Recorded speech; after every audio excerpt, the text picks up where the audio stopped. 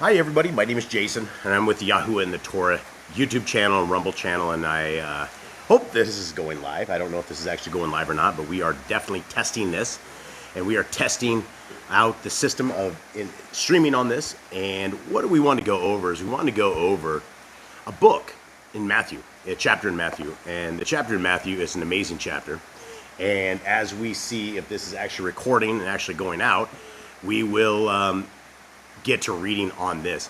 Now, this is from the book of Matthew, and there's a tremendous amount of people that will say that this chapter tells us that we can eat any kind of pig that we want, that we can eat any kind of lobster we want, that we can eat anything we want, because they believe that all food has been made clean. And the problem with taking things out of context or not understanding what they are is that you will get into a trap and you will end up eating food that will potentially hurt you and potentially kill you. And most people, in fact, the Christian religion especially, is into eating pork and eating swine when that goes against what Scriptures tells us. In Leviticus 11, it clearly tells us what our dietary guidelines are. And it tells us we should not be eating roadkill, and we should not be eating dead carcasses. We should not be eating stuff of the dead. There's certain things that we can eat, things like beef, things like chicken, things of that nature, that when we cook them and when we eat them, they don't have the kind of bacteria that things like swine and the things like the bottom dwellers that are in things of the oceans, like the shrimp and all those kind of things. Those are bottom dwellers. And that's what takes off. That's basically where people go, that they want to eat everything and they say it's all clean. So we want to read Matthew 15 and see exactly what does this say. Does it say that we need to eat, that we can eat anything, or does it not? So let's begin at chapter 15, verse 1. And this is out of the book of Matthew. And if you guys would like this scriptures, this is called Yah Scriptures. And in the link in the description, hopefully we will put that in there where you can get that. And you can get it at yahscriptures.com. And that's YAHSCRIPTURES.com. There's a free download there. And you guys can grab this version of it. It's a 66 book version of it. And also we have an Apocrypha that you can download from there as well. So here we are right here. And this is beginning at Matthew 15:1. And there came to Yahushua scribes and Pharisees from Jerusalem, saying, Why do your Talmudian transgress the traditions of the elders? For they do not wash their hands when they eat bread. Now, the very first thing we should point out and we should look at is that this is our Messiah. And most people don't know who our Messiah is because we have been lied to, and many, many times in the Scriptures, they have made the man's name Jesus. Now, this may upset people knowing that his name is not Jesus, but a Hebrew man would have never been called Jesus. There were no J's in Hebrew. In fact, the letter J wasn't even it wasn't invented until the 1500s. And so it was only, 700-800 years ago that we even had that. And so we have our Messiah, and his name is Yahushua. And that means Yah is salvation, Yahu is with us, Yah saves. The question that the Talmudian, that these Pharisees and Sadducees had, and the one thing that most people do not understand is that the Pharisees and Sadducees were not Torah observant people. They kept a book called the Talmud, and the Talmud has several hundred other books other than what we know of in Genesis, Exodus, Leviticus, Numbers, and Deuteronomy. So inside of these 5 books that we have, we don't know the things that they say in the Talmud because it's traditions of men.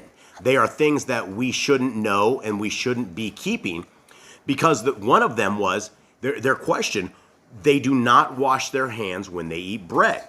Now, when you read Scriptures from the front of the book all the way to the end of Revelations, there is not a single place that talks about us washing our hands. There is ceremonial stuff that the Levites do about washing their hands and feet and their garments and various things. But as far as us, as an end user, as a people of our Creator, there's no such thing as this. And so the very first thing that we need to understand is that when these guys ask Messiah Yahushua why they are not washing their hands when they eat bread, there was never a commandment. So this entire chapter has us dealing with the traditions of men. Now, if you were in Judaism, you would have a little fountain and a little washing thing outside of your little temple area, and they had a ceremony where they would wash their hands with the left hand or wash their hands with the right hand, and it was a whole ceremonial thing before they ever ate. Now, these are the traditions of men that our Messiah, Yahushua, was talking about getting rid of. He was always very clearly talking about them and how they are against what we know. And so when you are eating shrimp because a translator has grossly and negligently put all food has been made clean, this isn't what he's saying. Let's continue on. 3. But he answering, and this is Yahushua, Jesus the Christ, he answering said to them, why do you also transgress the command of Elohim because of your tradition?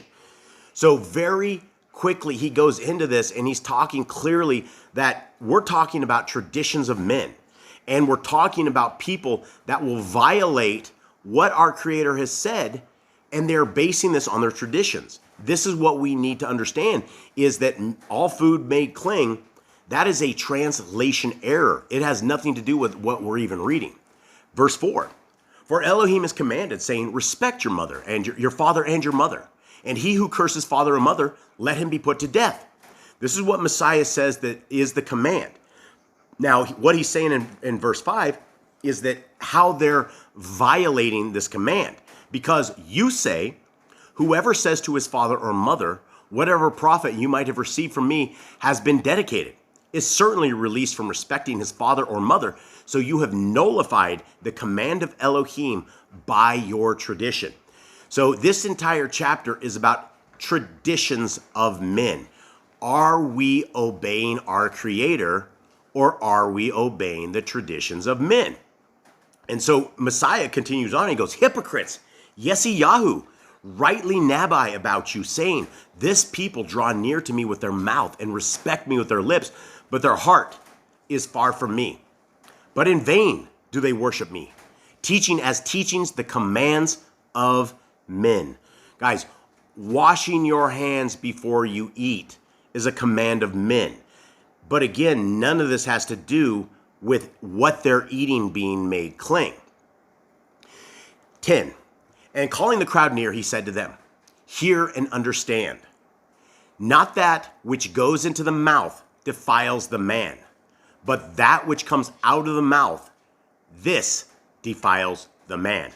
Now, in every Christian religion, that is the verse that they will quote right there, because they will not stop eating pork. They will not stop worshiping on the wrong day. They will not stop breaking commandments over and over and over. Now, what our Messiah says, he said, Shema, hear and understand, or like hear and obey is what the Shema is. Now, what he's saying, let's read this again so that we are all very clear. Not that which goes into the mouth defiles the man, but that which comes out of the mouth, this defiles the man. So when you have the arguments that the Christians will like to have continuously, that they say it's not what goes in my mouth that defiles a man, but what comes out. Well, let's talk about this in a logical method. Why don't we all take a glass of Roundup and drink the glass of Roundup? Because according to your logic, that it's not what goes in the mouth that defiles the man, but what comes out of it, then your Roundup, you would be just fine because you're not being defiled, because you're not simply drinking poison. Now, what does this verse mean? It means that the words and the evil speak and the things that you say, that when they vibrate off your tongue and they cause evil and they cause chaos, that is what defiles you. It is by what you say, and it is also how we will be judged. We will be judged on every word that we say. Not one single word will ever come to naught that we have spoken, and we are going to be accountable for all of this. So when we are ready for judgment, we have to be ready for all the words that we said that we know that we're going to be accountable for. So continuing on to 12. Then his Talmudian came and said to him, do you know the word? Do you know that the Pharisees stumbled when they heard this word? But he answering said, every plant which my father of the Shemaim has not planted shall be uprooted. Now, folks, this is something very important because we are plants. We have been given here to do our job. We have been given 120 years to find our path back to our Creator. And if we are not doing what our Creator says, we will be uprooted. We will be uprooted. 14 says, leave them alone. They are blind leaders of the blind. And if the blind leads the blind, both shall fall into the ditch. And this is the problem that we run into, especially on social media and especially on the YouTube and various places, is you have everybody and their dog who thinks they're a Torah teacher, but yet when you look at what is happening in their world and in the community they have, it doesn't look like a Torah community, right? And if you are following people that are not strictly to scriptures, then you're going to fall into a ditch, because the blind, when they lead the blind, they fall into the ditch. And Peter, answering, Kepha, said to him, explain this parable to us. And Yahushua said, are you still without understanding? Do you not understand that whatever enters into the mouth goes into the stomach and is cast out in the sewer? But what comes out of the mouth comes from the heart, and these defile the man. So folks, nowhere in here has all food been made clean. Nowhere in here does Messiah Yahushua say, okay, if you don't, it doesn't really matter, right? And we'll go back to that glass of Roundup, or let's just say a glass of anthrax, a glass of cleaning solution, right? Any one of those things that you have, if you do not think what goes in your mouth corrupts you and kills you, then take a drink of it. Because we're looking at what he is saying incorrectly. Because as he just explained to his Talmudian, his people, what comes out of the mouth comes from the heart. And the heart is what our Creator says is extremely wicked. Man has an extremely wicked heart. So here we have this. And so if we are wicked and if we are evil, then that is what we are going to be judged on. And it's not that we're putting in hands that are dirty into our mouth. We're not going to get sick from eating with dirty hands. That is what our Creator and his Son are saying in this entire thing. It's not that his entire Leviticus 11 dietary laws, it's not that they're gone. It's that we should not be eating unclean food. 21 says, and Yahushua went out from there and withdrew to the parts of Zor and Zidon. And see, a woman of Canaan came in those borders and cried to him, saying, have compassion on me, O Adonai, ben of David. My daughter is badly demon-possessed. But he did not answer her a word. And his Talmudian came and asked him, saying, send her away, because she cries after us. And he answering said, I was not sent except to the lost sheep of the house of Yisrael. But she came and was bowing to him, saying, Adonai, help me. And he answering said, it is not good to take the children's bread and throw it to the little dogs. But she said, yes, Adonai, for even the little dogs eat the crumbs which fall from their master's table. And Yahushua answering said to her, O woman, your belief is great. Let it be to you as you desire. And her daughter was healed from that hour. Now, when you look at other translations of scriptures, when you look at the King James Version, when you look at the NIV version, you will find things in parentheses. The parentheses are the translator's best guess at what they think that they're reading. In the NIV, it clearly says in chapter 15, all food has been made clean. And it's a stumbling block. And people will continue to eat pork. They will continue to think that they can eat anything they want to eat, when the people of our Creator are people who are obedient to his ways, to his wishes. And if we want to find that kingdom road, if we want to find the path of our Creator and his Son, it is with those who are obedient. And the only way we're ever going to get obedient is to get rid of these traditions of men. So with that, we will call this good. Mr. Nicole, do you have anyone in live chat? Yeah, there's a few people in here. So we're doing this a little differently, guys. We're testing out Rumble and YouTube at the same time. So what do we got? So we got Irma on both of them. Hi, Irma. Irma says it's better on Rumble. It doesn't cut out at all. All right, there you go. And we got Rosie Chico over there, too. She swapped over to there. Hi, guys. Hi, both of you. We have Boomcat 1. Hey, we what's have up? Carla. We were actually just testing this out. We didn't know our family would come. Wow. Hi, guys. So you got 8 people in here. Hi. That's a lot. That's a lot for us in this topic. So anyway, did we have any kind of questions at all? No. Irma just said she had a friend eat a pork plate and got really bad infection in her stomach, and she still eats it. And she was on antibiotics for 3 weeks, and she said it's just too good not to eat. That's the thing, you know, the Christians cannot give up. It's essentially, if you look at any drug addict who's been on the streets for a long time, most people are involved in crack cocaine. That is the crack cocaine of the Christian religion, where they are unwilling to do it. And my dear old mom, she has freezers full of pork, and she will absolutely not listen to me. She will absolutely not listen to Scriptures. And even though she is a lifelong Christian who believes she's saved and ready for this rapture. And unfortunately, as we're all sitting here, you know, eating our pork, thinking there's going to be a rapture when we're out of covenant with our Creator, that's where the problem is. So hopefully...